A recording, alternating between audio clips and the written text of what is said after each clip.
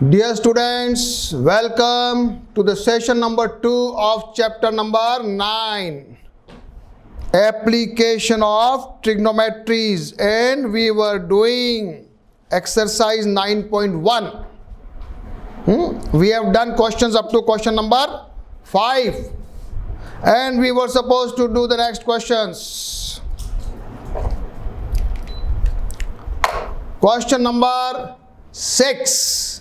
अच्छा, मैंने आपको पहले से बोला था कि the remaining questions from question number 6 to question number 16 आपको एक बार ट्राई करना है. किया सभी ने? किया? चलो अब मेरे साथ चलोगे, आ जाओ.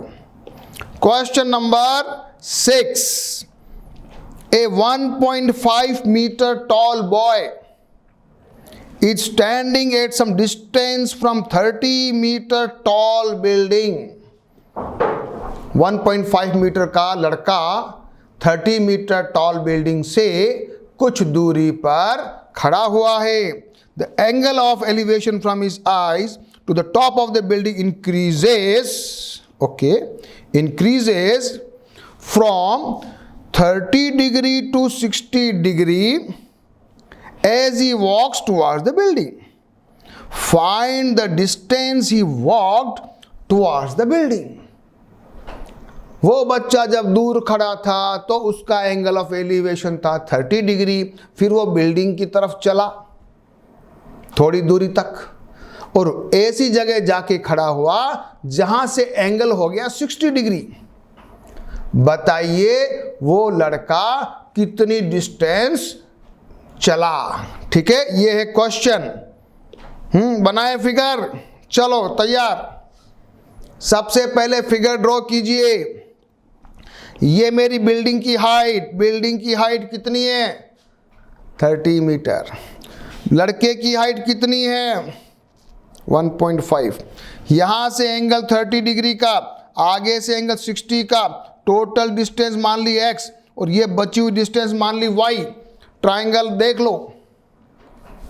सबसे पहले फिगर को, ट्रायंगल को सभी बच्चे देख लो और जो भी इनका मार्किंग करना है, नॉमिनेशन करना है कर लीजिए.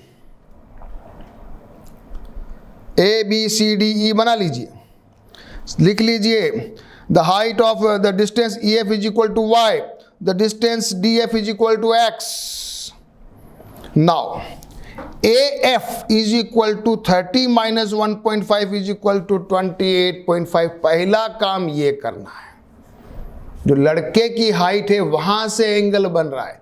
बिल्डिंग की हाइट 30 दे रखी है, लेकिन हमारा जो ट्रायंगल है ना, वो उसको जो इफेक्टिव हाइट मिलने वाली है वो मिलने वाली है 28.5. ये हमारा स्टेप नंबर 1. बस काम हो गया.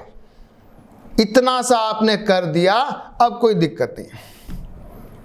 अब तो लगाओ 1030 लगाओ. इसको मैंने थोड़ा सिंप्लीफाई, 28.5 को पॉइंट हटा दिया, ये बन गया 57.2. देखो कैलकुलेशन अपने को सीखनी है. ऐसा नहीं ऐसा हो गया तो हो जाता, ऐसा नहीं है.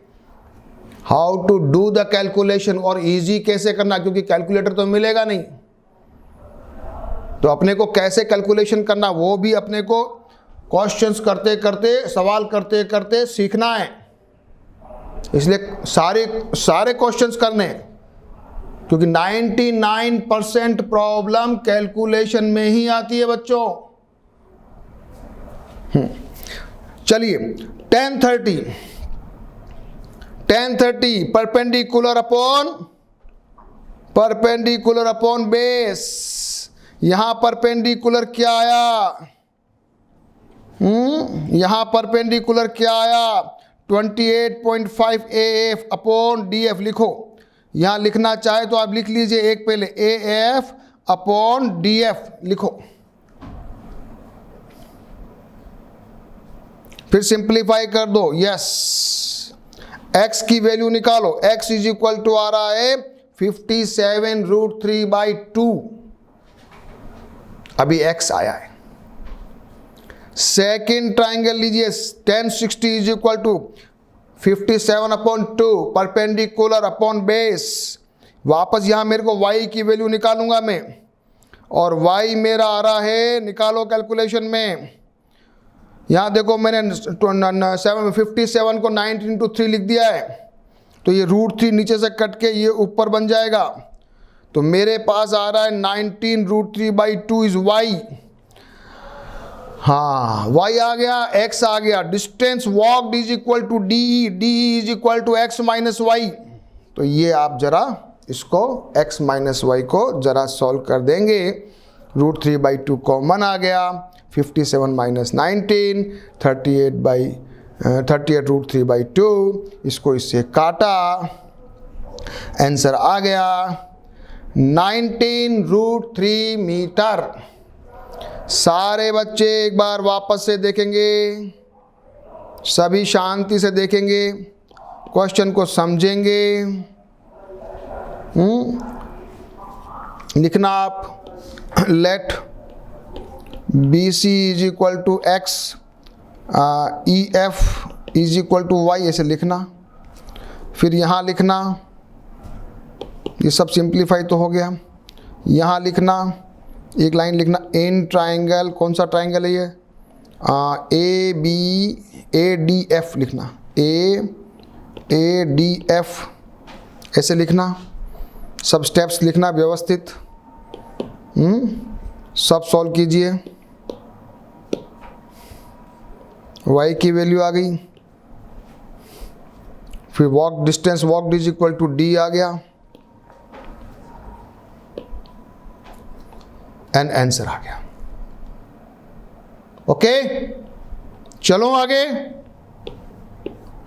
Question number 7, from a point on the ground the angles of elevation of the bottom and the top of a transmission tower fixed at the top of 20-meter high building are 45 and 60 degree respectively. Find the height of the tower. Question क्या है, एक कोई आदमी ground पे खड़ा हुआ है और एक बिल्डिंग के सामने, उसकी हाइट है कितनी, 20 मीटर ऊंची बिल्डिंग है, उसके ऊपर लगा रखा क्या, कौन सा टावर, ट्रांसमिशन टावर, टावर लगा रखा है। टावर के बॉटम पे उसका एंगल ऑफ एलिवेशन 45 डिग्री है और टावर के टॉप पे उसका एंगल ऑफ एलिवेशन 60 डिग्री है, 60 डिग्री है।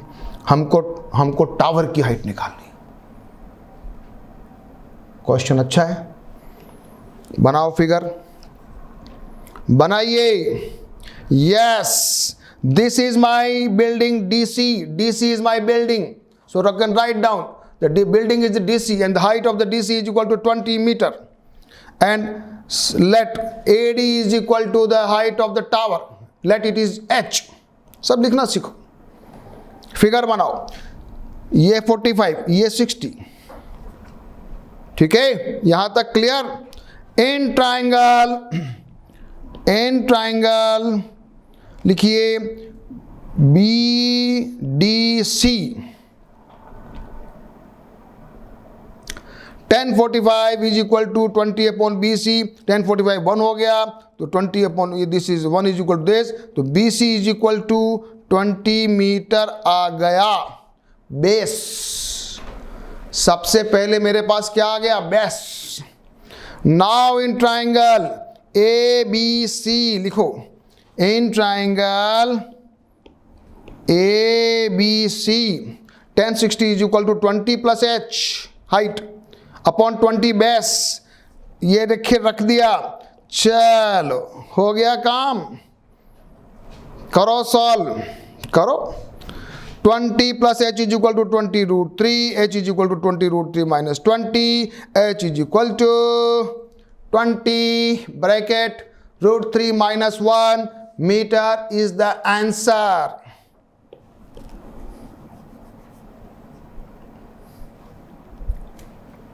चलो फिगर देख लो, देखो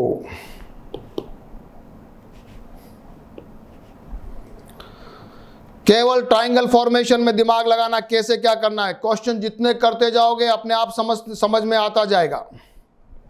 एक बार ये ट्राइंगल लिया ABDC, BC बराबर 20 आ गया, फिर ट्राइंगल ABC लिया 1060 को रख के, बस यहाँ B C is equal to अपन ने 20 या एच की जगह जो है ना यहाँ रख दिया 20, बस काम हो गया, काम हो गया बच्चों। चलो अगला क्वेश्चन करते हैं। Question number 8, a statue 1.6 metre tall statue stands on the top of a pedestal. एक पेडेस्टल है, वो होता है ना मूर्ति लगाते हैं, उसको पेडेस्टल बोलते हैं। तो पेडेस्टल पे एक मूर्ति खड़ी है, मूर्ति की जो हाइट है 1.6 मीटर है, ठीक है। From the point on the ground the angle of elevation of the top of the statue 60 degree and from the same point the angle of elevation to the top of the pedestal is 45 degree. Find the height of the pedestal. एक pedestal है, उसके ऊपर मूर्ति रखी हुई है, खड़ी है मूर्ति, और एक दूर से अपन मूर्ति के पैरों में देख रहे हैं जो पेडेस्टल की हाइट है, पेडेस्टल का टॉप है। तो वहाँ पे एंगल आ रहा है, कितना आ रहा है? 45 डिग्री, नहीं 60 डिग्री। और ऊपर से देख रहे हैं बिल्डिंग के उसको स्टेचू के ऊपर देख रहे हैं सिर की तरफ, तो एंगल आ रहा है 60 डिग्री। अपने को स्टेचू की हाइट दे रखी है, अपने को स्टेच्यू की हाइट दे रखी है 1.6 मीटर। हमको क्या निकालना है? पेडेस्टल की हाइट निकालनी है। यस, ट्राइंगल बनाइए। Let D C is equal to the pedestal, A D is equal to the statue's height, okay, and this is your 45 degree and this is your 60 degree. Okay, यहां तक गाड़ी clear? बस triangle बना दिया। इन triangle BDC, सबसे पहले नीचे वाला ट्राइंगल लीजिए, BDC 1045 is equal to H upon BC, BC base है, परपेंडिकुलर अपॉन बेस, 1045 1 है, H इज इक्वल टू आ गया BC। पहला काम आ गया मेरे पास, क्या आ गया? क्या आ गया? मेरा BC भी बन गया H, पहला काम। अब लीजिए ट्राइंगल कौन सा? ABC, ट्राइंगल लीजिए ABC 1060 is equal to H plus 1.6 upon H, क्योंकि बेस भी H है। 1060 की वैल्यू रखी √3, मल्टीप्लाई किया √3H is equal to H plus 1.6, हो गया काम। बोलो H इज इक्वल टू क्या आया? आ गया क्या? Height of the pedestal 1.6 upon √3 minus 1। अब जरा काम कर लो, जरा नीचे √3 आ रहा है डिनोमिनेटर में, ऊपर नीचे एक बार काम करो, √3 प्लस 1 से मल्टीप्लाई कर लो। जब कभी डिनोमिनेटर में ऐसा आए तो ऐसा करना चाहिए। तो मेरा हो जाएगा 1.6 √3 माइनस 1, यहाँ बन जाएगा 2 से इसको काटूंगा तो ये बन जाएगा 0.8। ये मेरा आंसर आ गया। ये भी आंसर सही है और ये भी आंसर सही है। सबको समझ में आ गया? बहुत अच्छे अच्छे क्वेश्चंस कर रहे हो, समझ में आ रहा है? अच्छे अच्छे क्वेश्चंस, इजी इजी क्वेश्चंस। कि सबको कर रहे हो कि नहीं कर रहे हो, कि केवल देख रहे हो? वीडियो पॉज करते जाइए और क्वेश्चन सॉल्व करते जाइए अपने आप। नेक्स्ट क्वेश्चन में आ जाओ। Question number 9. The angle of elevation of the top of the building from the foot of a tower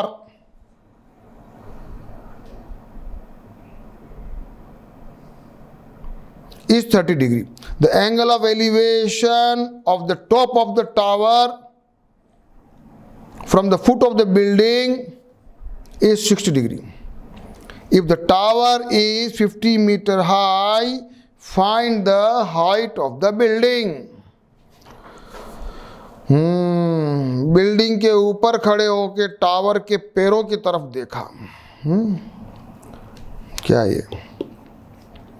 the angle of elevation of the top of the building. अच्छा, tower के नीचे से building को देख रहे तो 30 डिग्री का कोण बन रहा है, और बिल्डिंग के नीचे खड़े होकर टावर के ऊपर देख रहे तो 60 डिग्री का कोण बन रहा है। वाह भाई वाह, वाह। Tower is 50 metre high, building की हाइट निकालनी है। बनाओ ट्राइंगल, बनाओ फिगर। यस यस, क्या बना बताओ, क्या दिमाग लगाया बताओ। ये मेरी बिल्डिंग है, ये मेरा टावर है। टावर मेरे को दे रखा है 50 मीटर। टावर के नीचे खड़ा होके मैंने बिल्डिंग को देखा तो 30 डिग्री का कोण बनाया। बिल्डिंग के नीचे खड़े होके टावर के टॉप को देखा तो 60 डिग्री का कोण एंगल बनाया।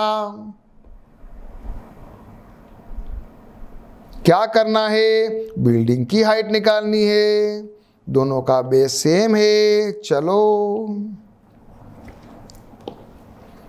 इन triangle ABC tan 30 is equal to H upon BC, tan 30 1 upon √3, तो BC इज इक्वल टू आ गया H√3। BC is equal to आ गया H√3। Second triangle BDC, in triangle BDC tan 60 is equal to perpendicular upon base 50 upon BC, और BC की जगह मैंने रखा H√3। करो multiplication, H is equal to 50/3, that is 16 and 2/3 metre is the height of the building. Easy question. अब सारे question आपको समझ में आने लग गए। अब आपको बहुत लग रहा है कि यस सर कोई भी क्वेश्चन कर सक रहे हम तो। पहले आपको डर लग रहा था, अब आपको डर नहीं लगता है, मज़ा आता है, इंटरेस्ट आता है।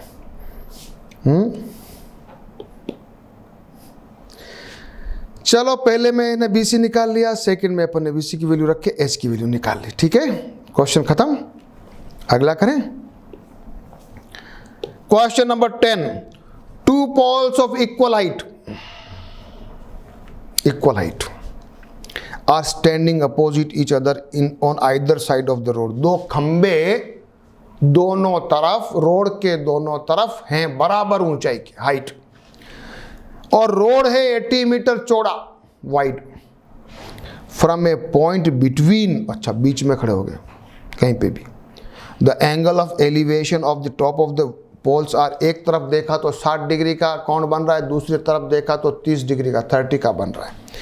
Find the height of the pole and the distance of the point from the pole. कहां खड़े हो आप बीच में, ये बताओ। एक तो मुझे पोल की हाइट निकाल के बताओ, और एक तुम रोड के बीच में किस जगह पे खड़े हो वो जगह बताओ। निकाल सकते हो, निकाल सकते हो। Yes, this is my road is BD and I am sitting at point C. There are two poles of equal heights H and H. At one point we are making the angle 30 degree, another side we are making the angle 60 degree. So if I assume one distance is X, another will be 80 minus X. पहला काम मेरा ये figure बनाना, उसको points को vertices को नाम देना, और इमेजिनेशन जो भी मेरे को एजम्पशन करना है वो एजम्पशन कर लीजिए। Let the height of the pole is H, let the person stands from the distance X from one pole, so the difference between the another pole will be 80 minus X. करोगे, लिख लोगे। मैं सीधे आ रहा हूं calculation part पे। In triangle ABC tan 60 is equal to H upon X। tan 60 रखिए √3, H is equal to √3X, equation number 1। Second triangle CDE tan 30 is equal to H upon 80 minus X। 1 upon √3 is equal to H की जगह मैंने रख दिया √3X। अब मुझे X की value निकालनी है, काम मेरा सब होने वाला है। सो आ गया 80 minus X is equal to 3X, तो 4X is equal to 80, X is equal to 20। So the person is standing at 20 metre from one pole and 60 metre from another pole, पहला काम।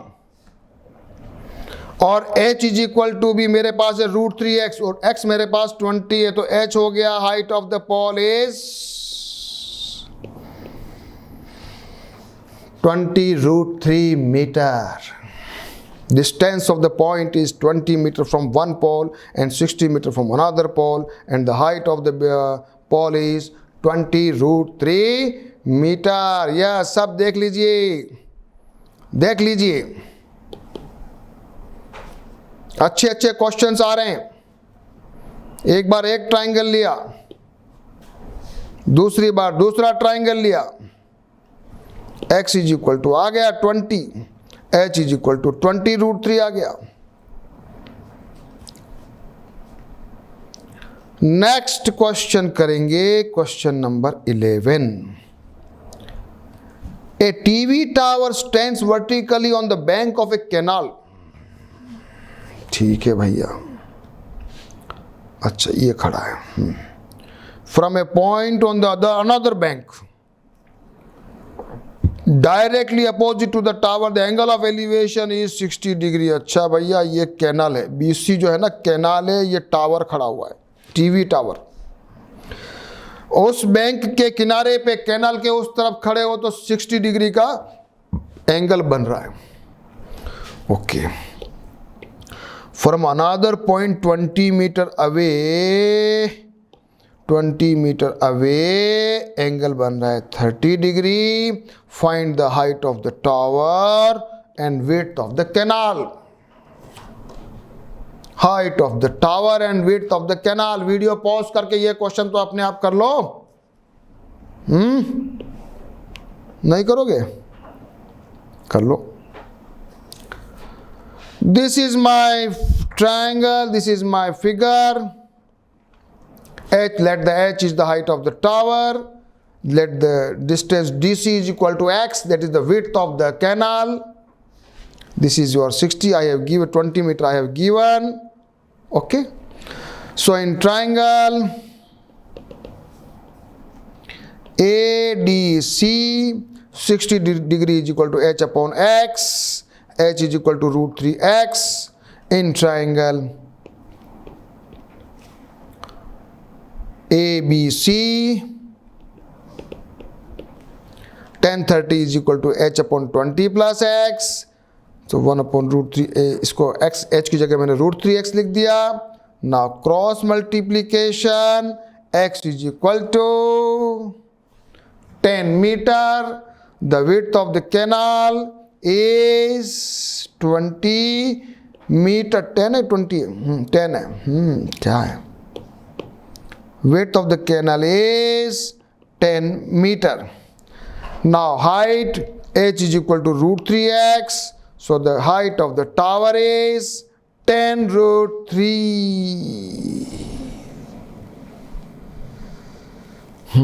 अच्छे क्वेश्चन। सब बच्चे बहुत अच्छे होशियारी से काम कर रहे हो, बहुत अच्छा कर रहे हो। अभी क्वेश्चन नंबर 11 कर लिया है, बाकी के क्वेश्चन आप करने वाले हो, कर लोगे? मैं थोड़ा जल्दी बताऊं, चलेगा? ठीक है, अब तो आपको सब कुछ आता है ना। Question number 12, from the top of 7 metre high building the angle of elevation on the top of a cable tower is 60 and the angle of depression to its foot is this. सामने एक वो खड़ा है, क्या है? Cable tower, और आप खड़े हो 7 मीटर हाई बिल्डिंग पे। ऊपर देख रहे हो तो 60 डिग्री का, नीचे देख रहे हो बॉटम में तो 45 डिग्री का एंगल बना रहे हो। ऊपर वाला तो एंगल ऑफ एलिवेशन है, नीचे वाला एंगल ऑफ डिप्रेशन है। ये अच्छा क्वेश्चन है, एग्जाम में आने जैसा है। Good question, this is a good question, थोड़ा सा मजेदार है। चलिए फिगर बना लीजिए। This is your building A B, this is your tower H, you are standing here, this is angle 60 degree, this is angle 45। Figure बनाइए। सबसे पहले वीडियो पॉज करिए, फिगर बनाइए। बना लिया? रेडी? लिख दो। Let the tower height is H, लिख दो। Okay, this is your angle of depression, so alternate angle मेरा ये बन गया पहला काम। अब मेरे पास दो triangle, in triangle A B C, in triangle A B C, tan 45 is equal to 7 upon B C, so B C is equal to 7, ये मेरे पास आ गया 7 मीटर। पहला काम, मेरे को बेस मिल गया है, मेरे को बेस मिल गया है। तो B C is equal to A D है, तो ये भी हो जाएगा 7 मीटर। और अब जो मैं हाइट निकालने वाला हूं ना, वो ईडी निकालूंगा, फिर ईडी में 7 को जोड़ दूंगा, तो मेरा टावर का हाइट आएगा। ओके, तो आ जाइए ट्राइंगल ए ई डी में, ए डी ई में 60 degree is equal to D upon B C. D is equal to मुझे पता है 7√3 है, कैसे डायरेक्ट निकाल दिया। B C is equal to 7 है ना, हाँ तो लिखो, यहाँ लिखो √3 is equal to D E upon B C. तो बी सी कितना है बच्चों, बी सी कितना है 7, तो डी कितना आ गया, डी बराबर आ गया 7√3, और हाइट एच क्या है, D C plus D, D C क्या है 7, आंसर क्या आया, क्या आ गया 7 + 7√3, this is my answer H. हाँ, थोड़ी थोड़ी चीज़ बातें सीखो, मजा आता है, हर चीज़ सीखनी चाहिए, इमेजिनेशन करो कैसे हो गया, ये कैसे हो गया, ये कैसे हो गया, है ना। ये 7 था, ये 7 था, तो ये 7 है, ये 7 है, तो ये 7 है, तो ये आ गया तुम्हारा ईडी। ईडी मैंने निकाला कितना 7√3, हाँ ये आ गया 7√3, तो दोनों को जोड़ दिया, तो मेरा हाइट आ गया 7√3 + 7। एक बार ये एंगल लिया, एक बार ये एंगल लिया, एक बार डिप्रेशन वाला है ना। चलो नेक्स्ट क्वेश्चन पे आ जाऊं। Is observed from the top of 75-meter high lighthouse. From the sea level, the angles of depression of the two ships are 30 degree and 45 degree. If one ship is exactly behind the other on the other same side of the lighthouse, find the distance between the two ships. एक light house है समंदर के अंदर, वहां से light अपन ने फेंकी, एक जहाज वाले पे तो एंगल बन रहा है 30, दूसरे जहाज पे बन रहा है 45। अपन जिस लाइट हाउस पे बैठे हैं वो 75 मीटर हाइट पे। बताइए दोनों शिप्स के, दोनों जहाज के बीच की डिस्टेंस कितनी है। चलिए करिए क्वेश्चन सॉल्व। और यहां बन रहा है एंगल ऑफ डिप्रेशन, बनाइए फिगर। ये 75 मीटर लाइट हाउस, ये मेरा एंगल 45 डिग्री पहले वाला, और दूसरा 30, तो ये हो गया 30। अभी ये मेरे को, मैंने मान लिया दोनों शिप के बीच की डिस्टेंस x। सबसे पहले triangle A B C, tan 45 is equal to A B upon B C. A B मुझे मालूम है 75, तो मेरा B C is equal to आ गया 75 मीटर। पहला काम मेरा हो गया, B C is equal to आ गया 75 metre. In triangle A B D, tan 30 is equal to 75 upon B C plus X. ये आ गया, रखो x की वैल्यू निकाल लो, हो गया काम। करिए सॉल्व, करिए solve. x is equal to 75 √3 - 1, distance between the two ships. चलिए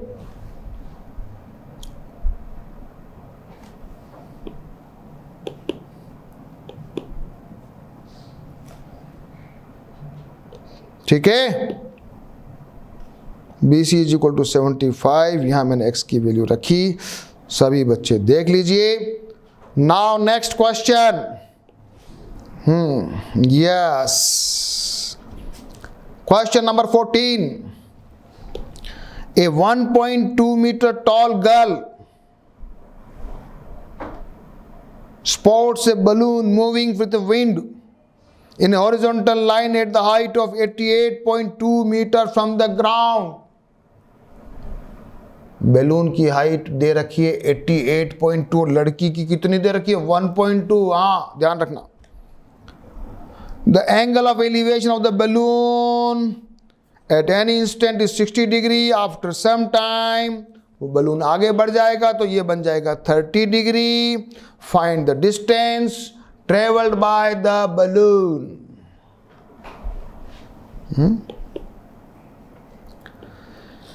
ये लड़की खड़ी है, यहां बलून को देख रही है, 60 डिग्री का एंगल है, यहां देखा तो 30 डिग्री का एंगल बन रहा है। बलून की हाइट दे रखी है 88.2। हमें निकालनी है ये डिस्टेंस।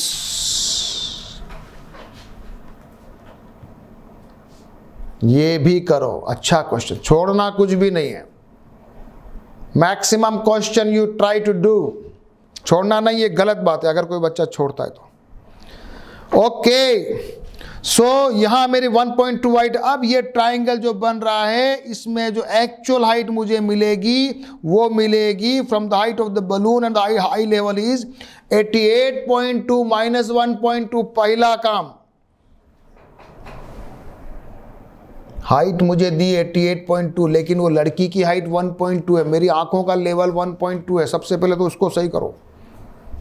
तो एक्चुअल जो अपना परपेंडिकुलर आने वाला है वो 87 आने वाला है, बस फिर कोई बड़ी बात नहीं, अब तो काम हो जाएगा।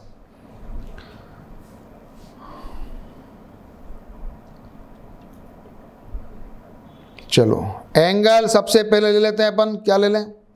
सबसे पहले अपन ले लेते हैं triangle ABC।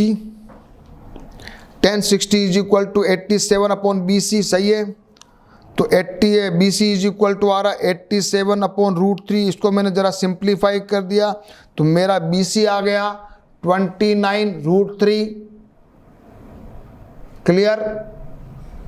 In triangle BDE 1030 is equal to 87 upon BC plus X। चलो ये मेरी वैल्यू करो solve. 1 upon √3 is equal to 87 upon 29√3 plus X। निकालो X की वैल्यू। अगर इससे आगे आपको करना नहीं आता है तो बहुत मामला सीरियस है, और नहीं आता है कोई बात नहीं, लेकिन करो कोशिश, सब आ जाएगा। क्रॉस मल्टीप्लीकेशन कीजिए। X is equal to 87√3 minus 29√3, √3 common लीजिए, आंसर आ रहा है 58√3 मीटर। कोई डाउट नहीं होना चाहिए। It's very very good and very very important question. सभी क्वेश्चन अच्छे हैं, ये भी अच्छा है। 1060 BC आ गया मेरा। BC 87√3 को डिवाइड 87 अपॉन √3, इसको सिंप्लीफाई 29√3। फिर दूसरा एंगल लिया, इसको 29√3 इसमें लिख दिया, फिर इसको सिंप्लीफाई किया।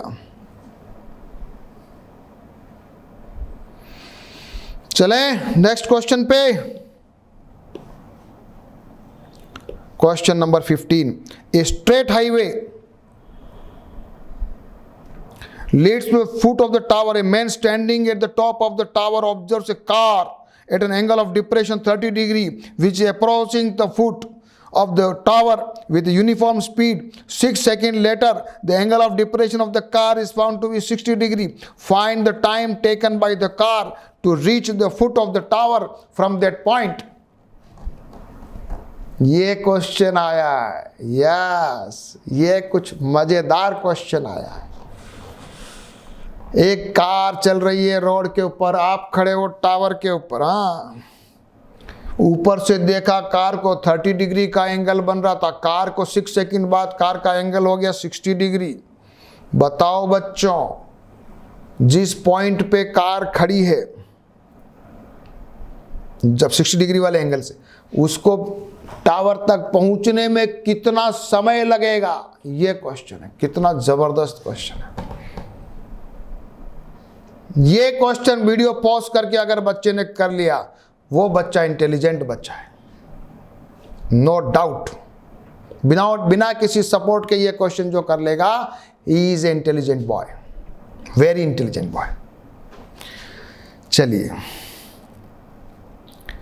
ये मेरा टावर AD, ये मेरी कार पॉइंट B पे, ओके यहाँ से एंगल बन रहा है डिप्रेशन 30 डिग्री, तो ये हो गया 30। अगले पॉइंट पे after 6 second angle of depression हो गया 60, तो ये बन गया 60। अभी उस कार ने ट्रेवल किया मान लीजिए यहाँ x डिस्टेंस, ठीक है।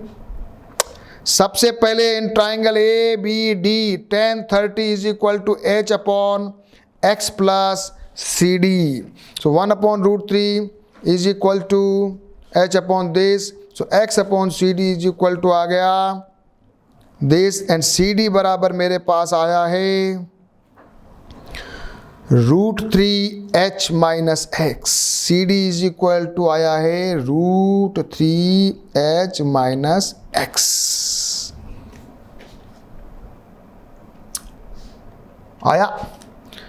आया कि नहीं आया?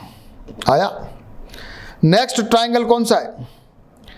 ए सी डी लिखो, in triangle A D C tan 60 is equal to h upon C D. चलो भैया, ये मेरे पास √3, ये h, इसको मैंने रख दिया। अभी भी मेरे पास दो वेरिएबल है h और x, तो सेकंड इक्वेशन जरा इसको सॉल्व करेंगे, तो ये मेरे पास हो रहा है 2h is equal to this, x is equal to मैंने निकाला एक बार 2/√3h। क्या क्या निकाला? एक तो मैंने ये डिस्टेंस निकाली और x इज इक्वल टू भी मैंने निकाल लिया। क्या आया? 2/√3h, लिखो 2/√3h। ओके, यहां तक गाड़ी आ गई। इसको सॉल्व कर दो चाहे तो। इसको जरा x की वैल्यू यहाँ 2/√3h लिख दो, ये भी कर देंगे। जरा सी डी बराबर लिख दो, तो सी डी बराबर आ जाएगा √3h माइनस x, तो x की जगह अपन ये रख दिया। जरा करो सिंप्लीफाई, तो ये मेरा आ रहा है h/√3। जरा इसको लिख दो बच्चों, इसको लिख दो h/√3। क्लियर? यहां तक गाड़ी क्लियर आ गई। डिस्टेंस, एक डिस्टेंस BC अपने पास है 2/√3h, CD अपने पास है h/√3। बस यहां तक पहुंचे गए? नहीं पहुंचे कि नहीं पहुंचे? पहुंच गए। चलो आ जाओ, आ जाओ। अब मेरे को दिया हुआ है एक फॉर्मूला है, velocity is equal to distance upon time, या वेलोसिटी या स्पीड कुछ भी बोलो। क्या फॉर्मूला है? अपन को सब पढ़ा है फिजिक्स में। v is equal to D upon T, तो टाइम इज इक्वल टू होता है d अपॉन v। d अपने को दिया है पहले वाली कंडीशन में 2/√3h, और v यहां टाइम अपने को दे रखा है 6 सेकेंड। तो मेरे पास एक फॉर्मूला आ गया दिस, इससे मैंने h को v की टर्म्स में निकाला। सभी बच्चे इसको समझो, सभी बच्चे इसको समझिए। d की जगह मैंने वैल्यू रख दी, मल्टीप्लाई किया, तो h बराबर मेरे पास आ गया 3√3v आ गया। अब अगला T2 जो अब मुझे टाइम निकालना है, is equal to distance h/√3/v, तो v की जगह मैं रख दूंगा h/√3। सफाई से लिखता हूं, इधर रुको, इसको जरा इधर लिखो, h/√3v की जगह मैंने रखा, यहां लिख रहा हूं h/√3 इंटू v की वैल्यू 3√3v। नहीं गलत लिखा, क्या लिखा? हो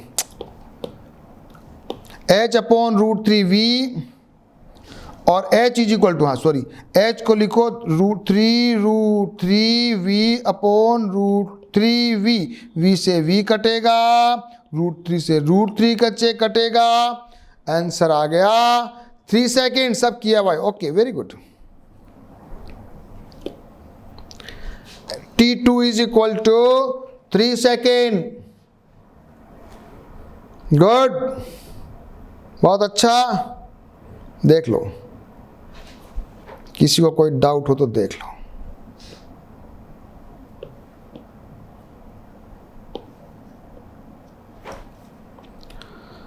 कर लीजिए भाई।